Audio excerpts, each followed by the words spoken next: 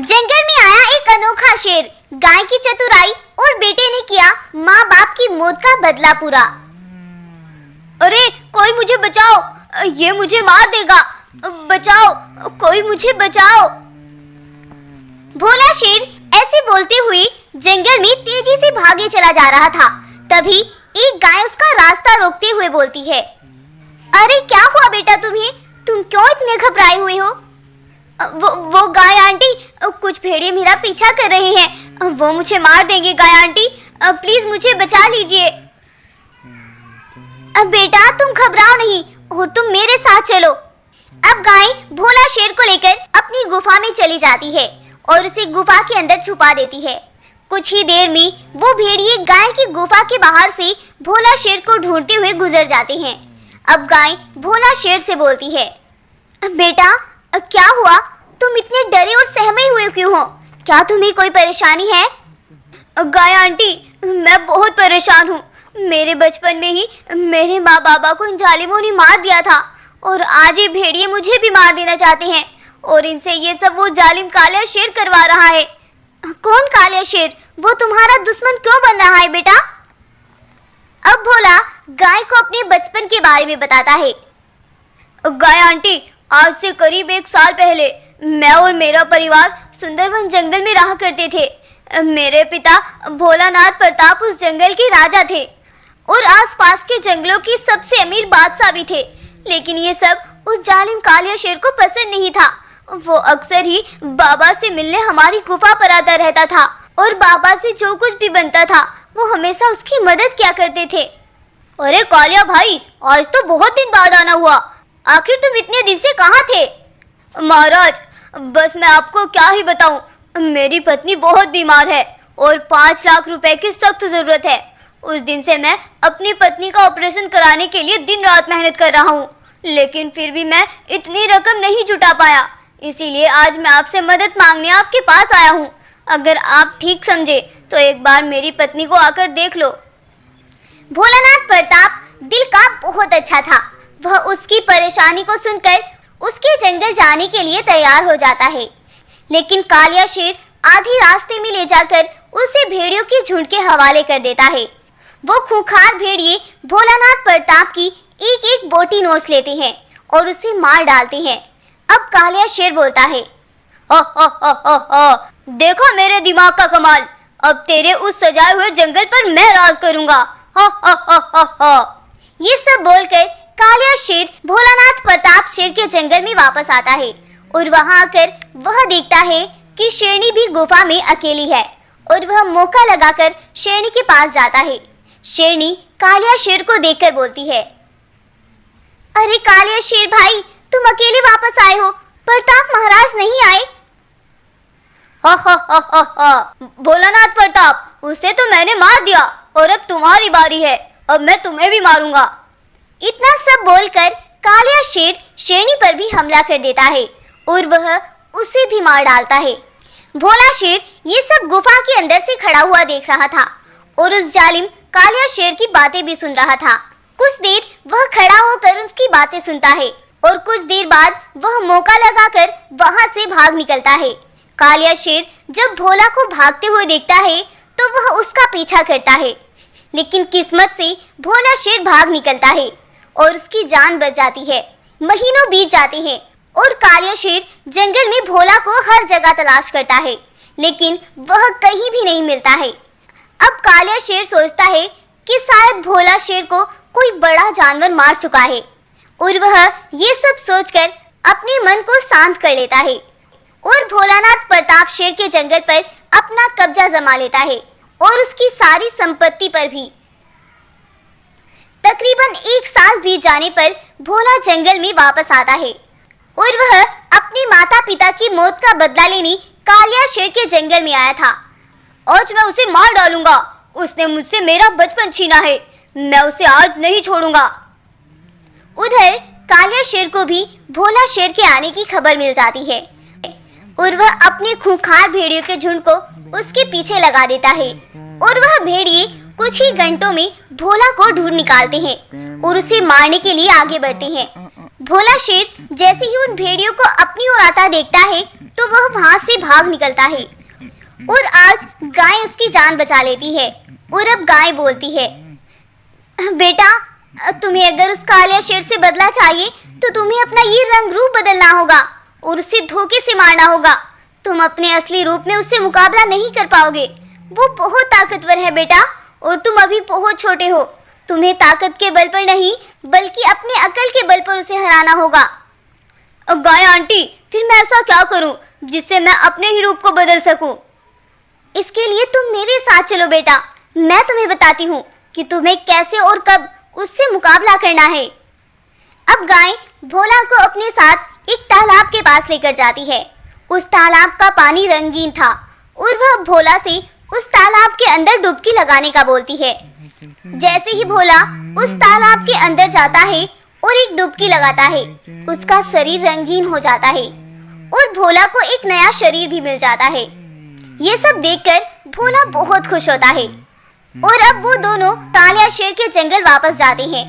उस जंगल के जानवर जब भोला को देखते हैं तो वह सभी बहुत खुश होते हैं। वो सभी सोचते हैं कि उनके जंगल में कोई शक्ति आई है, वो भी शेर के रूप में। भोला के इस नए शरीर को देखकर सभी जानवर उसके सामने सर झुकाते हैं और भोला आगे निकल जाता है। ये सब देखकर भोला बहुत खुश होता है, लेकिन उसे सिर्फ अपना मकसद पूरा करना था और कालिया शेर को मारना था। अब भोला कालिया शेर के पास पहुंचता है। कालिया शेर भी इस अनोखे रूप वाले शेर को देखकर वही सब समझता है जो कि जंगल के अन्य जानवर समझ रहे थे। शेर महाराज की जय हो। महाराज, मैं आपकी क्या मदद कर सकता हूँ? कालिया शेर का ये रूप देखकर भोला भी हैरान हो जाता है। और अब गाय बोलती है, महाराज को कुछ खाना खिलाओ, ये वन देवता है। ये वन देवता आज आपके जंगल में पधारे हैं और ये आपकी परीक्षा भी हो सकती है। कालिया शेर ये सब सुनकर जल्दी से जाता है और वह कुछ खाना अपने लिए रखता है और कुछ भोला के लिए। कालिया शेर जब भोला को लेने उसके पास जाता है तो गाय चुपके से जाकर उसके खाने में जहर मिला देती है, जिसे खाने के तुरंत बाद ही कालिया शेर वही मर जाता है। इस तरह से धैर्य और दिमाग से भोला शेर की जीत होती है और उसे अपने माता पिता की मौत का बदला भी मिल जाता है। अगली सुबह होने से पहले पहले भोला उन जालिम भेड़ियों को भी मार डालता है और फिर से अपने असली रूप में आकर अपने पिता की राजगद्दी को संभालकर उस पर राज करता है। इस कहानी से हमें सीख मिलती है, हमें कभी कभी धैर्य और दिमाग से काम लेना चाहिए। हमेशा शक्ति और बल पर मुकाबले नहीं जीते जाते। तो गाइस, आपको ये कहानी कैसी लगी हमें कमेंट करके ज़रूर बताएं और अगर आपको स्टोरी पसंद आई है तो प्लीज़ इस वीडियो को लाइक करें, शेयर करें और हमारे चैनल को सब्सक्राइब भी ज़रूर कर लें। Thank you. अद्भुत रूप वाला अनोखा शेर और दो बड़ी सेना के बीच महायुद्ध। आज उनमें से कोई नहीं बच पाएगा और आज मैं उसके जंगल पर कब्जा जमाकर ही वहां से वापस आऊंगा। बद्री बाघ अपनी विशाल सेना के साथ जंगल की ओर बढ़ रहा था, जिसकी गड़गड़ाहट से जंगल भी दहल रहा था। तभी सामने से एक बाघिन बद्री बाघ के सामने आकर खड़ी हो जाती है, जिसे देखकर बद्री बाघ का खून खोल उठता है और वह अपने मुंह से आग उगलते हुए बोलता है, हट जाओ मेरे सामने से, आज इन सब का टाइम आ गया, अब इन्हें मारना होगा। ये जंगल मेरा है और इस जंगल पर मेरे अलावा कोई और राज नहीं कर सकता है। रुक जाओ बद्री, धैर्य से काम लो, इतने गुस्से में तुम कुछ भी हासिल नहीं कर पाओगे। ठंडे दिमाग से काम लो और ठंडे दिमाग से सोचो एक बार। मैं सब हासिल कर सकता हूँ, बस एक बार तुम सामने से हट जाओ, फिर तुम देखना माँ, मैं उस भवानी से बदला लेकर ही वापस आऊंगा। मैं तुम्हें अभी भी बोल रही हूँ, धैर्य से काम लो, वरना आसमान में उड़ा जल ही जमीन पर गिर जाता है। माँ, क्या आप नहीं जानती उसने मेरे साथ कितना बुरा किया है? आज तक अपने काम मुझसे करवाए और राजा उस बगीरा को बना दिया। मैं उससे बदला लेकर रहूंगा। आखिर कौन है ये बगीरा जिसकी आग में बद्री बाघ जल रहा है और वो किसे मिटाना चाहता है? चलिए जानते हैं।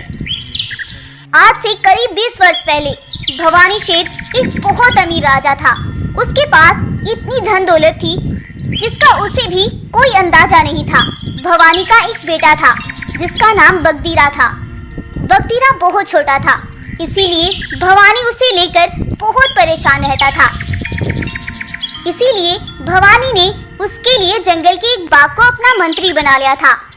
बाघ मंत्री का बेटा बाला बाघ था। बाला बाघ और बगदीरा रोज मिलते थे और साथ खेलते थे, जिससे वो दोनों बहुत अच्छे मित्र बन गए थे। एक दिन ना जाने अचानक से क्या हुआ और बाघ मंत्री का देहांत हो गया। ये खबर जब बाला को मिली तो बाला बहुत दुखी हुआ और वो बिल्कुल टूट गया था। लेकिन तब बाला बाघ को भवानी शेर ने सहारा दिया और बाला बाघ के साथ साथ उसकी माँ भी भवानी की हवेली में ही रहने लगी। भवानी उन दोनों से बहुत प्यार करता था और वो उन दोनों से अपने कुछ छोटे मोटे काम करवा लेता था और बदले में वो उन्हें ढेर सारी कीमत भी चुकाता था। कुछ दिन ऐसे ही चलता रहा और बाघिन के मन में लालच आने लगा। एक दिन बाघिन बाला से बोली, अब बाला तुम अब होशियार हो जाओ, हमें भवानी का सारा खजाना अपना बनाना है। अब तुम देख लो, चाहे उसे प्यार से पालो या फिर युद्ध करके, हमें कैसे भी करके इससे ये सारा खजाना पाना है। ये सब बातें बगदीरा ने सुन ली और वो जल्दी से भवानी के पास पहुंचा। पिताजी, क्या आप उन दोनों माँ बेटों की चालाकियाँ जानते हैं? कैसी चालाकी और किसकी चालाकी बेटा? पिताजी, बाला बाघ और उसकी माँ की। बाला बाघ और उसकी माँ हमारे खजाने को हड़पने की बातें कर रही हैं। मैं अभी अभी अपने कानों से सुनकर आया हूँ पिताजी। ये सब सुनकर भवानी को बहुत गुस्सा आता है। ये सब सुनकर भवानी को बहुत गुस्सा आया और उसने बाला बाघ और उसकी माँ को अपने जंगल से निकाल दिया। उसी दिन से इन दोनों माँ बेटों के दिल में नफरत पनपने लगी और आज 20 साल बाद वो नफरत बढ़कर एक विकराल रूप ले चुकी थी। अब बाला बाघ को भवानी के पूरे जंगल पर अपना कब्जा जमाना था। इसीलिए वो आज अपनी माँ और अपनी विशाल सेना को लेकर भवानी के जंगल पहुंच जाता है और भवानी के जंगल में अपना आतंक मचाने लगता है और उसके जंगल के जानवरों को मारने लगता है। ये बात जब राजा शेर को पता चलती है तो भवानी शेर जल्दी से अपनी सेना तैयार करता है और वह उसे मारने के लिए बाला बाघ की ओर निकल जाता है। बाला बाघ, शांत हो जाओ, और तुम्हारी हिम्मत कैसे हुई मेरे जंगल के जानवरों को ऐसे मारने की? हा हा हा हा हा। उस दिन तो मैं चुपचाप यहाँ से चला गया था क्योंकि तब मुझे पता था कि मैं तुमसे ज्यादा ताकतवर नहीं हूँ, लेकिन आज तुम और तुम्हारी सेना मेरा कुछ नहीं बिगाड़ सकते हो। अरे, तुम्हें मारने के लिए तो मेरा बेटा ही काफी है। अपनी इस सेना पर क्या घमंड करते हो? अगर मैं तुम्हें मारना चाहूँ तो मैं तुम्हें 1 मिनट में मार सकता हूँ। बगदीरा के शरीर को ऐसे चमकता देखकर बाला हैरान हो जाता है और वह इतना कुछ सोच पाता तभी भवानी बोलता है, तुम्हें क्या लगा तुम मुझसे जीत जाओगे? आओ करो हमसे युद्ध और पहले मेरे बेटे से मुकाबला करके दिखाओ। बाला बाघ अपनी ताकत में चूर होकर उन दोनों बाप बेटों पर हमला कर देता है, लेकिन तभी बगदीरा के शरीर से कई सारे ताकतवर शेर बाहर निकल कर आते हैं और वह सभी बाला बाघ की सेना पर हमला कर देते हैं और बाला बाघ के आधे सिपाही जलकर मारे जाते हैं। ये सब देखकर बाला हैरान हो जाता है। ये सब क्या है? तुम तो ऐसे न थे। अब बगदीरा उसे बताता है, जिस दिन तुम माँ बेटों ने मिलकर मेरे खिलाफ ये सब साजिश रची थी, उस दिन मैं ये शक्तियाँ लेने भालू बाबा के पास काली गुफा पर गया हुआ था। ये सारी शक्तियाँ एक ताज के अंदर कैद थी जो कि मैं तुम्हें भी बराबर देने वाला था, लेकिन तुमने और तुम्हारी माँ ने मिलकर मेरे ही खिलाफ साजिश की और ये सारी शक्तियाँ उसे मिली जिनका वो हकदार था। अगर ये शक्तियाँ उस दिन तुम्हें मिल जाती तो तुम तो सबसे पहले इनसे मुझे ही मार डालते। इसीलिए कहते हैं कि ईश्वर जो भी करता है अच्छे के लिए ही करता है। बाला बाघ को ये सब सुनकर अपनी गलती का एहसास हो जाता है और वह भवानी से माफी मांगता है। और मुझे माफ कर दो, मैंने बहुत गलत सोचा। मैं दौलत की चमक में अंधा हो गया था। प्लीज मुझे माफ कर दो। जाओ, मैंने तुम्हें माफ किया। मैं आज भी इतना सख्त नहीं हो पाया कि मैं तुम्हें मार सकूं, क्योंकि मैंने अपने बेटों की तरह तुम्हें पाला था और तुम्हें उतना ही प्यार दिया था जितना कि मैं अपने बेटे से करता था। और आने वाले टाइम में शायद मैं तुम्हें इस जंगल का बराबर का हकदार बनाने वाला था, लेकिन तुमने और तुम्हारी माँ ने अपनी औकात बचपन में ही दिखा दी थी। बाला बाघ ये सब सुनकर बहुत उदास होता है और वह अपनी बची सेना और अपनी माँ को लेकर अपना सा मुंह लेकर अपने जंगल वापस लौट जाता है। तो गाइस, आपको ये कहानी कैसी लगी हमें कमेंट करके जरूर बताएं, और अगर आपको स्टोरी पसंद आई है तो प्लीज इस वीडियो को लाइक करें, शेयर करें और हमारे चैनल को सब्सक्राइब भी जरूर कर लें। Thank you.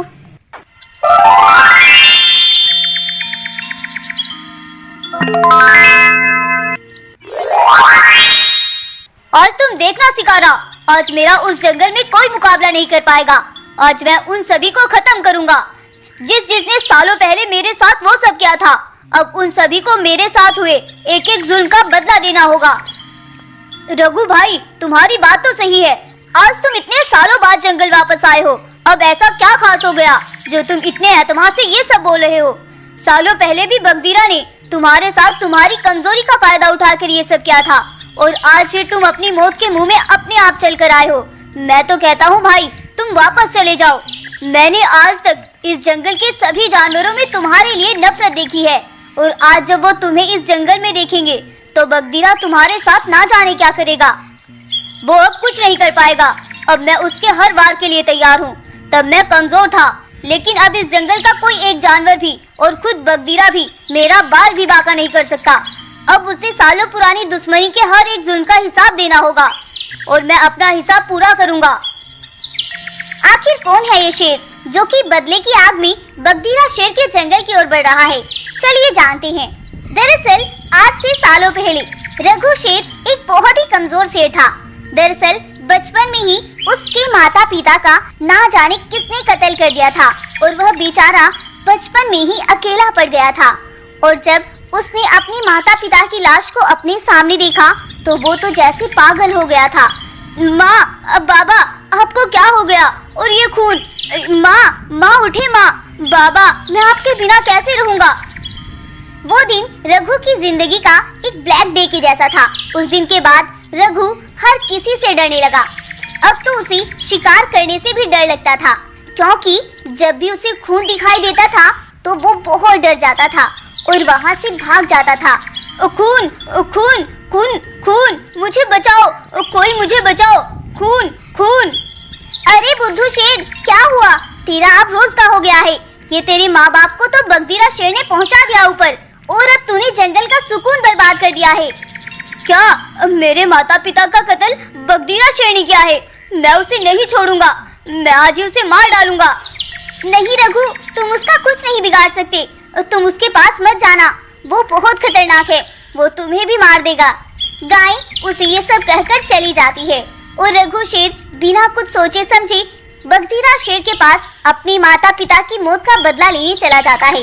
और वहाँ जाकर वह बोलता है, बगदीरा, तुमने मेरे माँ बाबा को मारकर अच्छा नहीं किया। आज मैं भी तुम्हें मार डालूंगा और अपने माँ बाबा की मौत का बदला पूरा करूंगा। तुम मुझे मारोगे, मैं तुम्हें अभी बताता हूँ। बगदीरा शेर बहुत बेरहम शेर था, और वह रघु को एक पेड़ से लटकाकर खूब मारता है, और सभी जंगलवासी खड़े होकर ये सब तमाशा देखते हैं। रघु अब बिल्कुल अधमरा हो गया था, और जंगल के सभी जानवर भी खड़े होकर सारा तमाशा देख रहे थे, और बगदीरा अपना काम करके वहाँ से चला गया था। इसी बीच वहाँ शिकारा बाग आता है, और जब शिकारा रघु को इस हालत में देखता है तो वह उसे उस भीड़ से निकाल कर लेकर जाता है, और अपनी गुफा में लाकर वह रघु का इलाज करता है। 2-3 दिन बीत जाते हैं, और रघु अब कुछ सेहतमंद होने लगता है, और शिकारा रघु से बोलता है, रघु, तुम्हें ये सब करने की क्या जरूरत थी? क्या तुम नहीं जानते वो जालिम कितना बेरहम है? वो तो आते जाते जानवरों को मार डालता है, और तुमने तो फिर भी जाकर उसके जुल्म को ललकारा था। शुक्र है तुम्हारी जान बच गई, वरना वो तो तुम्हारी जान भी ले सकता था। आज नहीं तो कल मैं उससे बदला जरूर पूरा करूंगा शिकारा, तुम देख लेना। एक दिन मैं अपना बदला जरूर पूरा करूंगा। ओ भाई, तू भूल जा सब कुछ और अपनी जिंदगी में आगे बढ़ जा, वरना वो बगदीरा तुझे जीने नहीं देगा। शिकारा उसे ये सब बोल ही रहा था कि तभी बगदीरा अपने सिपाही लेकर वहां पहुंचता है, और वह फिर से रघु को खूब मारते हैं, और अब की बार बगदीरा रघु को जंगल से बाहर फेंकवा देता है, और उसे जंगल का रुख न करने के लिए भी चेतावनी देता है। उनके जाने के बाद शिकारा चुपके से रघु के पास आता है, और उसे एक खुफिया जगह पर ले जाकर उसका इलाज करता है। अब शिकारा हर रोज सुबह रघु के पास जाता है, और शाम होने से पहले वह अपनी जंगल वापस आ जाता है, क्योंकि उसे डर था कि कहीं बगदीरा को कुछ पता न चल जाए और वो उसे भी न मार डाले। रघु भी अब कुछ ठीक होने लगा था और वह कुछ जंगल में भी घूमने लगा था। दिन बीतते हैं और रघु अब थोड़ा बड़ा हो जाता है।